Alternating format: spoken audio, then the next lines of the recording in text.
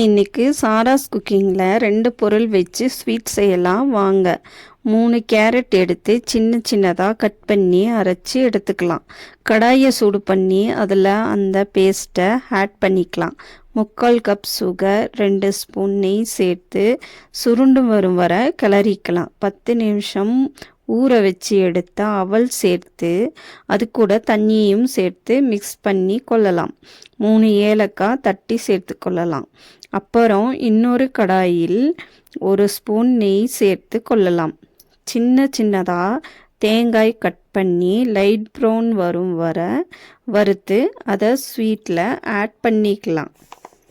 இது ஈஸியாக இருக்கனால சீக்கிரமாக குழந்தைகள் கேட்ட உடனே செஞ்சு கொடுத்துடலாம். இது வீட்டிலேயே இருக்க பொருள்னால செய்கிறதுக்கு உங்களுக்கு ஈஸியாக இருக்கும். இன்னும் நம்ம அக்கௌண்ட்டில் நிறைய வீடியோ இருக்குது, பார்த்து யூஸ் பண்ணிக்கோங்க. அப்புறம் மறக்காமல் சாராஸ் குக்கிங்கை ஃபாலோ பண்ணிக்கோங்க.